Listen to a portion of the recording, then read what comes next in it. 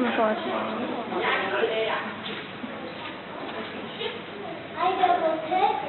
That is so creepy.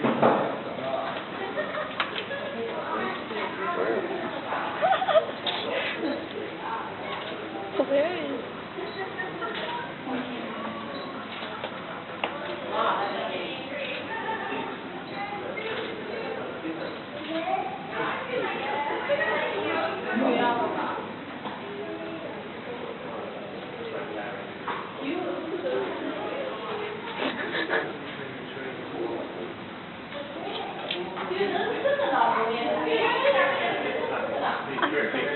Then it struck me. Like, I've had to study turtles, and I've been doing turtles ever since. As many as 200,000 turtles might haul out onto this beach on one night. 20 years ago, it would have been 1 million. But this is still one of the biggest aribatas in the world. The turtles are right now congregating right out there. They're going to congregate in what we call the float, and they'll start coming up after the sun goes down, and probably by midnight or 1 in the morning, we're going to have a very high concentration of turtles nesting here on this beach, and they're not going to finish until sunrise, probably about 8 or 9 in the morning. So yeah, it's going to be some pretty heavy work all night long. We basically know that these turtles come for 2 or 3 consecutive aribatas in a row. Then they're going to leave, and we won't see the turtle again for another year or another 2 years. The aribata that we're witnessing now may easily have 100,000 turtles participating. And 100,000 turtles at 100 eggs per turtle, roughly, that means 10 million eggs. Eggs are the turtles' investment in their own future. But eggs can also produce illegal income for poachers. So patrols of armed guards protect these nesting turtles all night against egg thieves.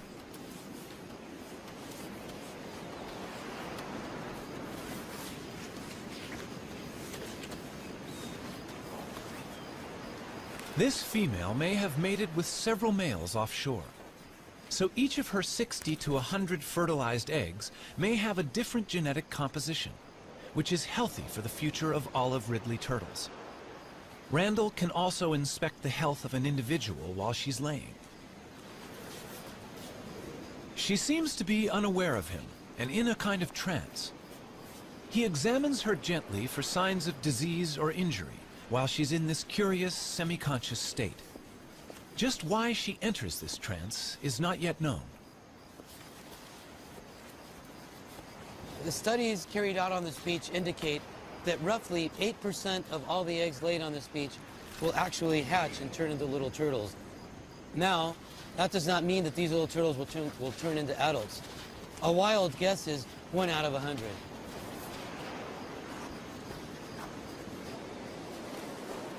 This beach at Ostional is only about 4.5 miles long. And with turtles still arriving to nest at dawn, there is not much space left, and some inevitably dig up the nests of others.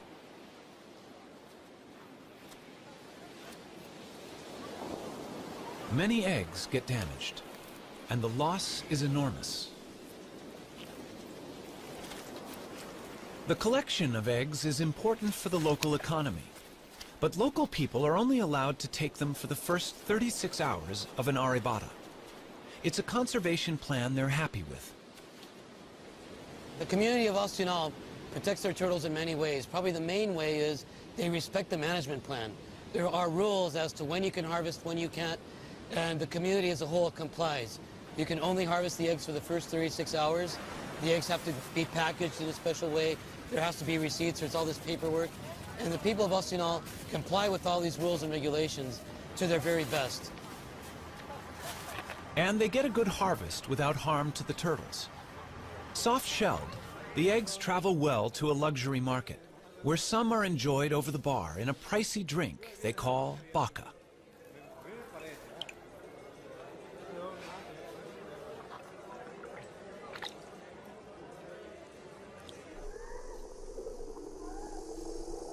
Now that more and more people are living where they do, land turtles such as the California desert tortoise face greater problems.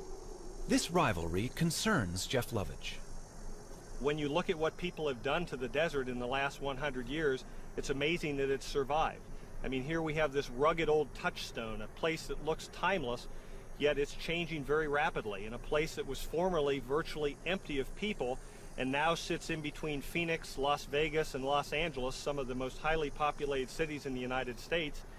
And we put roads in through the whole desert. We've driven over it in our motorcycles, our trucks, and our off-highway vehicles.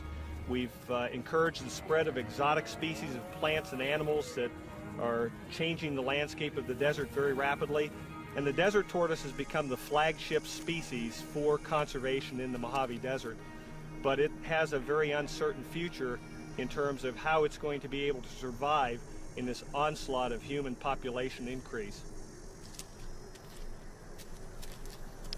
Its charm may be a desert tortoise's worst enemy. People like to have one at home.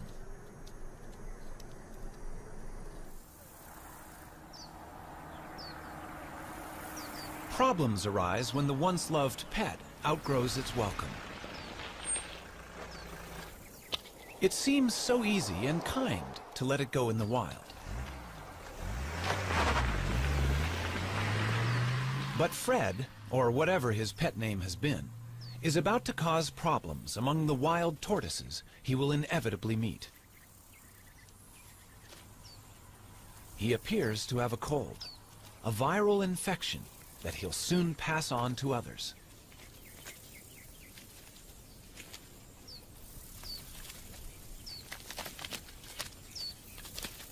A whole population of desert tortoises may die because one unwanted pet was carelessly released.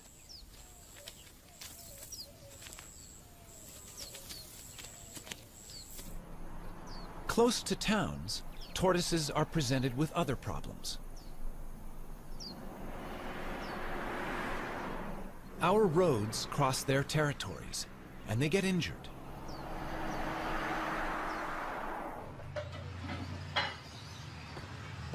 A very injured turtle. Another casualty for the vet. But this one is not from a traffic accident. Hi, what do we have here? Oh, let's have a look. Poor thing. Oh, looks like it's been chewed up by a dog or a coyote or some kind of a predator. Okay, this is just like dead skin, dead scales, so this doesn't hurt. This is just like peeling dead skin off. Fiberglass can be used to repair tortoise bodywork. Sometimes I feel like a cook when I'm doing this. Cover up, but we'll cover it up with another layer, and it should do fine. Down there too. Because of the fact that it's clear, we can see through it and see what that tissue looks like in there.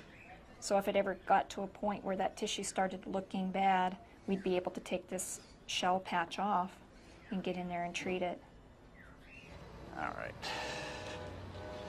Convalescence for that injured turtle is available here with Dan Touchstone of the San Diego Turtle Society. Turtles are able to survive much more severe injuries than a mammal because of their shell and a much slower constitution. Strawberry? Ah, come on, you want it. He also has orphans in his care, unwanted pets. Morning, Puddles. All are pampered here. How you doing, big guy? Breakfast time for you. Yeah, there you go. Puddles, you were about the size of a walnut when we got you. There you go. I know you're hungry. In Florida, turtles have acquired a special friend, Richard Moretti, who's a bit surprised by his new passion. I moved to the Keys in 1983 and started fishing. Everybody said, oh, you're so great, you came to the Keys to save the animals. No, I came to kill the fish. It just, living in the Keys changes you. You appreciate the environment a little more. Okay. Yeah. She'll be out here by the end of summer. And these are the new babies? Yep. Concerned about sick and injured turtles he encountered in the late 1970s, Richard set up the Florida Turtle Hospital and staffed it with a dedicated veterinary team. Well, she'd have to get a little larger, but yeah, she's swimming okay and she's eating just fine. I filled an old saltwater swimming pool with tarpon and grouper and snapper, and all the children that came to visit said, do you have any turtles? So in 1986, we went to the state of Florida and said, how do we get sea turtles? They said, well, the only way you can have them is to do something for them. And I said, well, what would you like us to do? They said, well, we need a rehabber. And they said, a rehabber, if a turtle gets hit by a boat, we take it to the vet and pay the bill. We buy the food and pay the bill. And when it's ready, we turn it out. I said, well, I can do that. And that was our very modest start of the Sea Turtle Hospital. Guys, eat Watch up. your legs. I got him. There he goes. Okay, that's perfect. Yeah. Well, before I moved to the Keys, I ran a Volkswagen facility, and Volkswagens would come in broken, and my job was to find the best mechanics and the best parts. Well, this is the same. The turtles come in broken, and my job is to find the best vets and the best meds. It's the same, except now instead of having to give them the bill, I pay the bill, and that even makes it nicer. There you go. Thanks, Doc. And I didn't get too wet. This little tumor is the beginning of a virus that affects sea turtles around the world. This disease started 100 years ago. When we first started seeing it 15 years ago in the Keys, turtles would come in with a singular tumor like this. This turtle's evidently just gotten the disease because he's only got a couple of very small tumors, which we'll take off. And once we do, that'll immunize her against the disease. We'll keep her for a year, we'll make sure she doesn't grow anymore, and then we'll let her go. It appears to be a herpes virus, very similar to herpes simplex 1 and 2, and it's affecting turtles worldwide. Right now, all 8 species of turtles have a similar lesion. We haven't been able to get tissue samples to make sure it's the same virus, but we've gotten tissue samples from about half the turtles around the world, and all the ones we've been able to examine are about 95% positive to the same virus. Okay. Some turtles infected with this herpes virus arrive in a much more advanced stage of the disease. The team intends to do everything they can, but this turtle has been greatly weakened by the growths.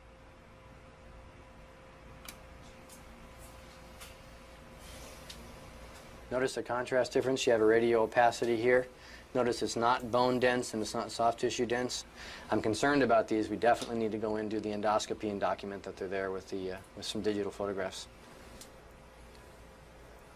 Okay. And the reason, Sue, that we have her on her back like this is that way we don't accidentally poke into something like an intestine or a bladder. Here, so you know we're in. That's got to make her feel so much better. Okay, Gabe, here we go. I'm going to pass this directly in. There we go. The endoscope does not reveal good news. They can recognize large tumors within her body. In the wild, she may not have lived much longer. We have what we need. Okay, now we need to roll her back over. Okay. Because I need to put a suture in there. Suture in there? Okay. Well, that's not good news for this baby, unfortunately. Easy. They can do nothing for her except ease her pain and put her to sleep.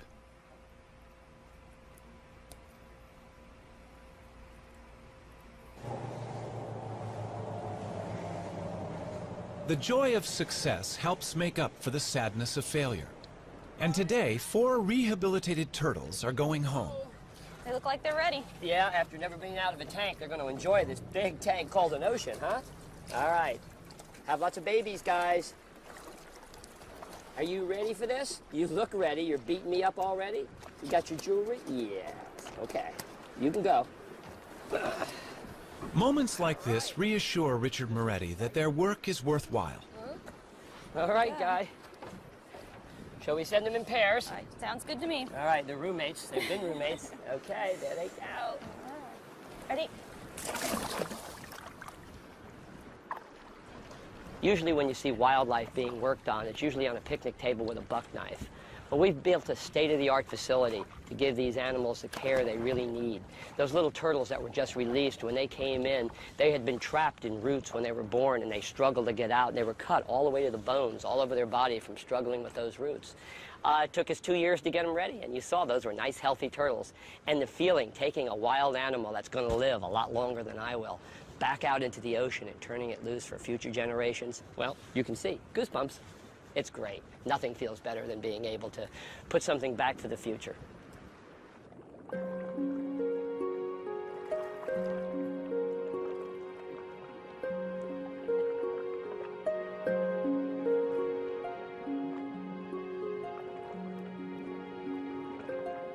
Every day, turtles can be seen enjoying the attentions of cleaner fish in the wild.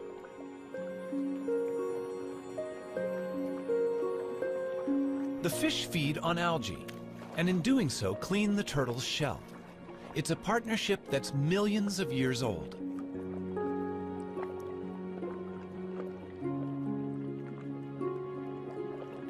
Generation after generation lived in what might have seemed a perfect world.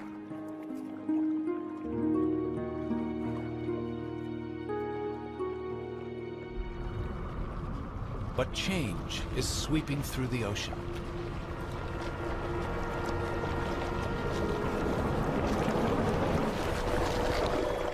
Commercial fishing puts nets into the sea, which can break loose and drift, catching much more than intended.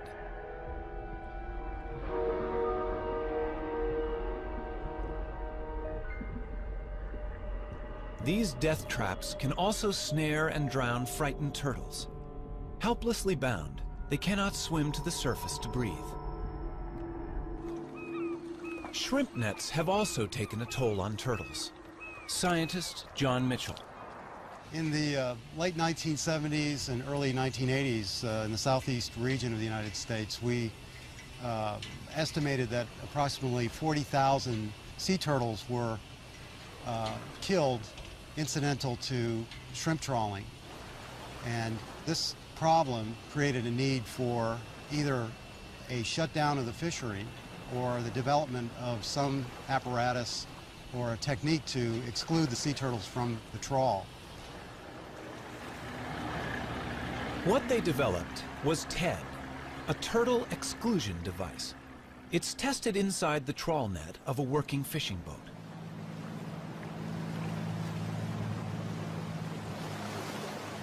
The net is being dragged behind the boat, and the TED is fixed inside the net at the end. The idea is that a turtle in the net hits the device, is pushed up the ramp, and escapes through the top of the net. Only a live turtle can test it. In this situation, a turtle would normally be fatally trapped with the shrimp. But on reaching the TED, the turtle, much bigger than the shrimp, hits the bars, is guided upwards and out into the sea, none the worse for its experience. It's a simple invention, but it saves the lives of many turtles. And the use of TEDs desperately needs to be encouraged worldwide. Here in Central America, we know that in Costa Rica at least 15,000 turtles are being caught a year. And of course, this is definitely going to have an impact on the population. There's a dead turtle right over there, you can see, almost definitely killed by a shrimper. If Costa Rica was implementing TEDs efficiently, this would no longer be the case.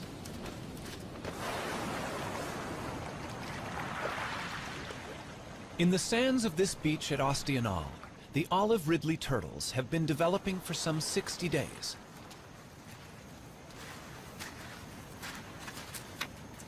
What happened under the sand as the eggs hatched is quite special.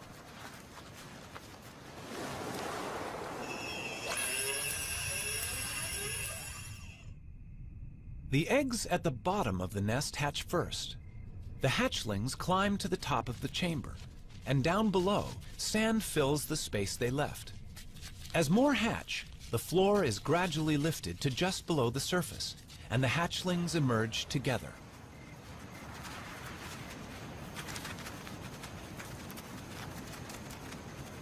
Once out of the nest, hatchlings must head for the sea.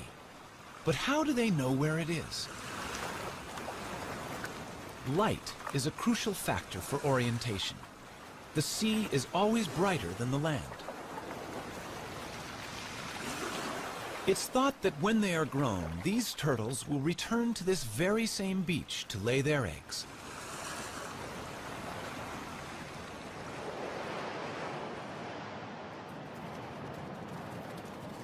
Turtles also hatch in daylight. Most race directly for the ocean, but they can now be seen by predators. Theirs is a lonely and dangerous journey.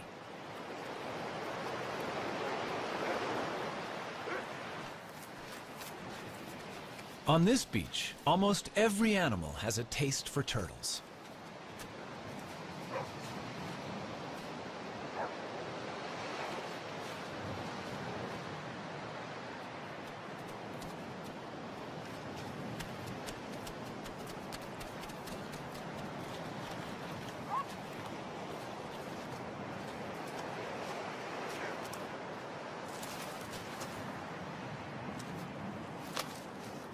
But predators, such as this black vulture, don't always get to eat their fill.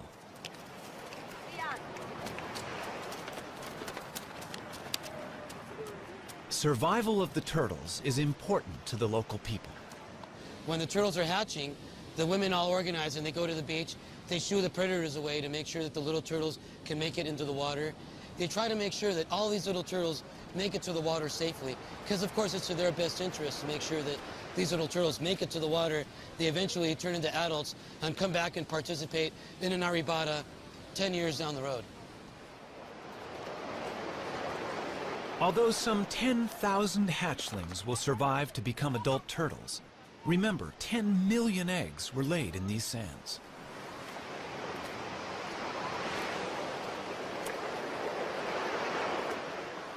With a little help, these youngsters will be out to sea, where they will drift away on the currents.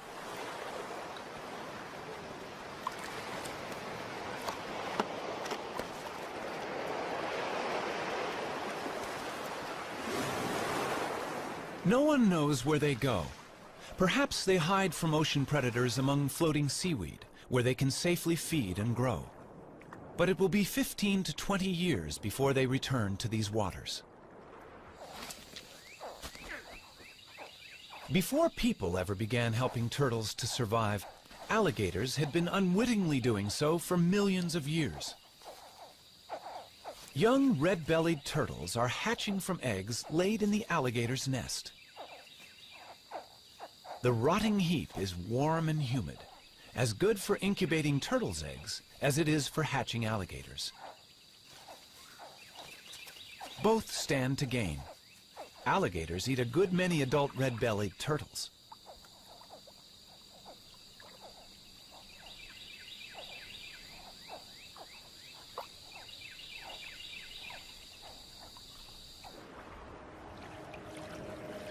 For 200 million years, turtles, with their curious bodies encased in their remarkable shells, have endured all manner of change around them. Today's world is unlike that of long ago. The oceans are threatened by human pollution and greed. Ancient homelands have become deserts. Islands are overrun by vermin. And the future for these reptiles may depend on us. We don't know really what role they play in the overall scheme of things with the ecosystem. And I think that's one reason why we should use any means to protect them. There are many, many animals that we really don't, humans don't see a need to spend the effort and the time to conserve, but just the fact that we don't know, I think means that we should. Throughout the world, irrespective of culture, there is an affinity for the turtle. Throughout the world, we have myths that ascribe various characters and features to turtles that we like to teach our children, like being steadfast and being resolute. Here in this country, we have our own myth about the tortoise and the hare, and we teach our children that being steady and continuing to run the race can lead to victory. You don't have to be the fastest, you don't have to be the best. This year we were really excited. One of the turtles that we took a flipper off of last year and turned her loose, it was a great big female, probably about 50 years old. She crawled up on a beach in Central Florida and laid eggs this year. And that's really exciting because, you know, up to that point, people usually kept turtles with one flipper in an aquarium or in a park. Well, we proved that 3 flipper turtles can go out there and add to the genetic makeup, and they can actually crawl up on the beach with 3 flippers and have their babies and lay their eggs.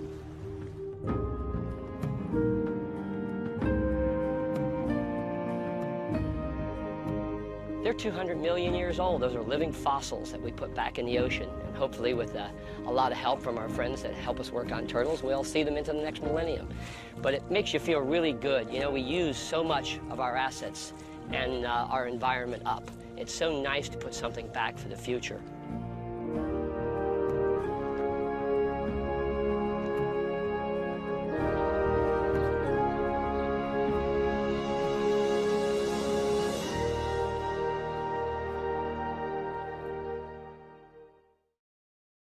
To learn more about what you've seen on this nature program, visit PBS online at pbs.org or America Online keyword PBS. They'd eat much the same way as piranhas, so lots together, biting off chunks and pieces of meat. And you can see that happening right here now. The radio's got a really good grip on it. Morning, Puddles. How you doing, big guy? Breakfast time for you. Yeah, there you go. Puddles, you were about the size of a walnut when we got you. They look like they're ready. Yeah, after never being out of a tank, they're going to enjoy this big tank called an ocean, huh? All right. Have lots of babies, guys. Are you ready for this? You look ready. You're beating me up already? You got your jewelry? Yes. Okay. You can go.